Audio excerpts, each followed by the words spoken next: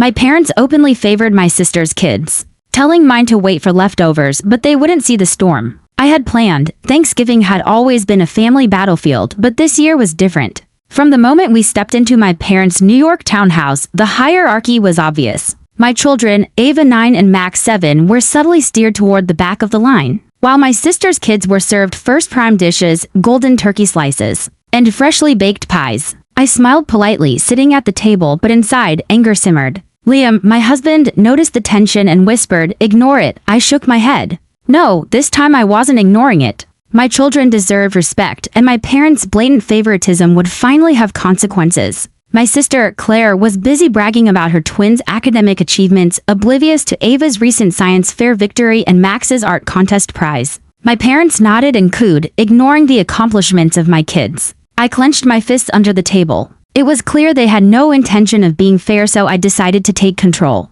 After dinner, when everyone moved to the living room, I excused myself under the pretense of checking on work emails. Instead, I contacted my financial advisor and attorney. Over the past decade, I had quietly built my savings, investments, and emergency funds, completely separate from my parents' oversight. The time had come to use that leverage. I froze certain family shared accounts masked as routine financial restructuring, knowing my parents would panic when they tried to access them. Meanwhile, I discreetly set aside some of my own funds for a special Thanksgiving surprise. Ava and Max were blissfully unaware of the tension focused on the desserts. Later that evening, my parents discovered they couldn't access the joint funds. The phone calls started, panicked voices, anxious questions. My sister called, her smug tone faltering. "Mom, what's happening with the accounts?" she asked. I let the silence stretch, my calm demeanor a sharp contrast to their flustered confusion. I returned to the dining room with a small, wrapped box for my children. "Here, sweethearts, a little reward for your patience," I said.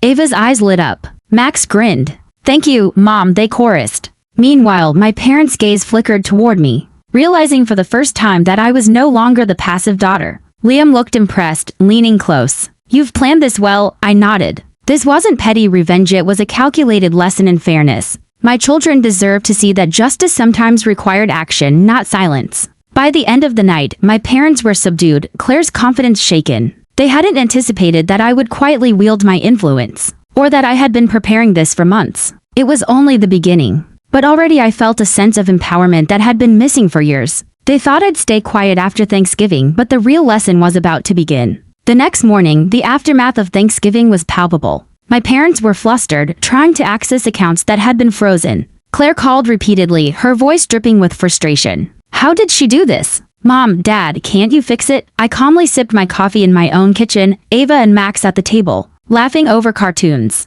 Liam glanced at me. "You really didn't hold back, did you?" I smiled faintly. No, I had only started. I had spent months documenting every instance of favoritism, every subtle slight, every insult aimed at my children. The evidence was compiled neatly, ready for my presentation. My goal wasn't just to shock, they needed to understand the consequences of undermining me and my kids. That afternoon, I invited my parents and Claire over under the guise of a casual family brunch. They arrived, wary but curious, noticing immediately that something was different. I had arranged the living room meticulously, tables filled with charts, statements, and envelopes marked clearly with financial figures. "Sit down, everyone," I said politely, my voice calm but firm. Claire scoffed. "What's all this?" she asked, rolling her eyes. I gestured to the charts. "It's just a little demonstration of fairness and accountability." I began with the obvious, detailing how my savings and investments had grown independently, how my children's education funds had been prioritized while theirs had been overlooked, and most importantly, the emotional toll their favoritism had caused. My parents shifted uncomfortably. Claire's smirk vanished as she realized she wasn't in control anymore. Then came the envelopes. I handed Ava and Max one each, containing modest but meaningful gifts, scholarships for summer programs, small trust funds, and a letter explaining that these were for them to enjoy, while learning the value of patience, perseverance, and fairness. Their eyes sparkled with excitement. "Mom, this is amazing," Ava said. Max hugged me tightly. "You're the best, Mom." I felt a wave of satisfaction. My children deserved this, and they had earned it by waiting patiently, while their cousins had been favored. Then I turned to my parents and Claire. "Now, let's discuss the joint accounts," I said. Their faces paled. "You froze them?" my mother stammered. I nodded. "Yes, temporarily, until we can restructure things fairly. I believe this will help everyone understand the value of equality," Claire sputtered. "You can't do this." "Mom, Dad, she's insane." My father's face flushed red. "Bianca, this is excessive." I met their gazes steadily. Excessive? Or overdue? By now, word had spread among relatives and neighbors about my careful planning. Whispers traveled fast. The daughter who had been overlooked and disrespected was finally asserting herself, and she wasn't playing small. My parents' friends began calling, curious and concerned, asking for explanations. I calmly answered, repeating only, "I'm teaching a lesson in fairness." Each conversation reinforced the shift in power. Every caller left with a hint of awe, realizing my patience had turned into undeniable authority. Over the next few weeks, the situation escalated. Claire tried to regain her confidence by showing off lavish gifts and outings for her children. But my preparations had ensured that her attempts fell flat. My kids remained the focus of structured opportunities, learning the value of strategy, patience, and discipline. Liam stood beside me one evening, reviewing our plans for the next phase of the family reckoning.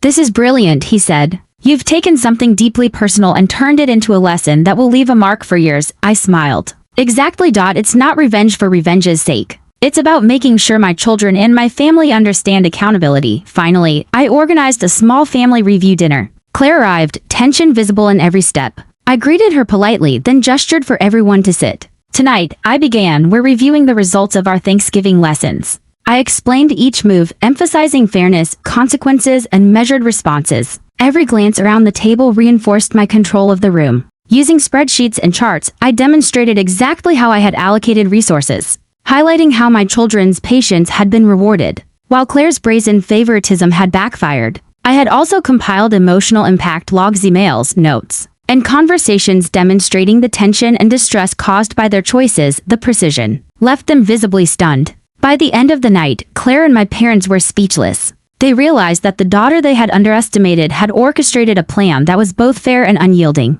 I had taken control, turned a moment of family inequality into an empowering lesson, and secured my children's futures. As everyone left, Claire muttered under her breath, "I can't believe she did all this." My mother simply nodded, unable to find words. I turned to Liam and whispered, "Lesson learned." In the quiet of the evening, Ava and Max hugged me tightly. "Mom, you're amazing," Ava said. I smiled, watching my children feel valued and secure. Revenge, if it had to be called that, was sweet, but so was justice. The following weeks were tense. My parents were struggling to regain control. Claire had stopped calling, and our neighbors whispered, amazed by the audacity of my actions. I sat in my office, reviewing the final steps of my plan. Ava and Max were happily working on their school projects nearby. I had saved copies of every email, every note, every financial record that showed favoritism, negligence, and entitlement. It was time to confront the full weight of their mistakes. I scheduled a small family meeting. This time, it was formal. My dining room had charts, spreadsheets, and envelopes neatly labeled. Claire arrived first, trying to hide her nervousness behind forced smiles. My parents followed, hesitant but curious. I started calmly, explaining the principle of accountability and fairness. Every action has consequences, I said. You may not like them, but they are necessary for understanding and growth. I displayed the financial allocations and scholarship envelopes I had prepared. My kids were seated proudly, knowing this moment was about them. Their excitement reflected the magnitude of what I had accomplished. Claire's face fell as she realized my plan wasn't just symbolic. I had given my children tools, resources, and opportunities she had never imagined. Their laughter, their confidence, it was a clear reflection of my success. Now, I said, let's talk about the accounts. I pointed to the frozen funds. Until fairness is restored, these will remain under structured management. My parents' mouths opened, but no words came out. I had anticipated their arguments. Excessive, I asked, meeting their eyes. Or overdue. They realized this wasn't a tantrum, it was strategy, meticulously executed.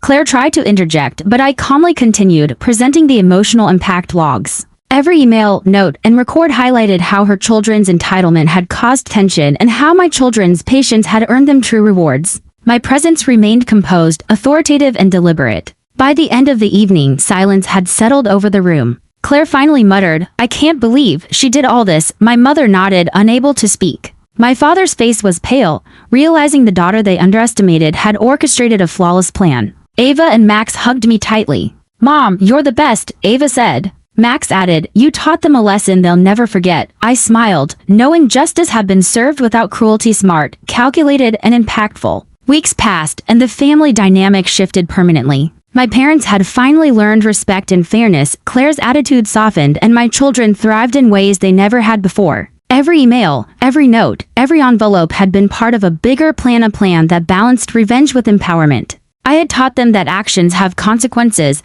that patience and strategy matter, and that love for one's children always comes first. And in the quiet moments, as I watched Ava and Max grow, I felt a sense of accomplishment. Not just revenge, but transformation for my children, for myself, and for my family. I added extra steps to ensure long-term impact. I drafted notes summarizing lessons learned for my children to refer to later. Each instruction reinforced discipline, accountability, and respect, making sure these moments were not fleeting. I contacted Mason to prepare follow-up strategies, ensuring financial and educational plans stayed secure. Every eventuality was accounted for, leaving no room for manipulation or shortcuts. The family had to recognize that consistency mattered. By the end of the month, every member of the extended family acknowledged the shift in dynamics. The whispers were no longer judgmental, they were admiring the precision and courage of my planning. I watched silently, satisfied with the permanent change. Ava and Max now understood the value of patience, strategy, and observation. "Mom, we finally get it," Max said one evening.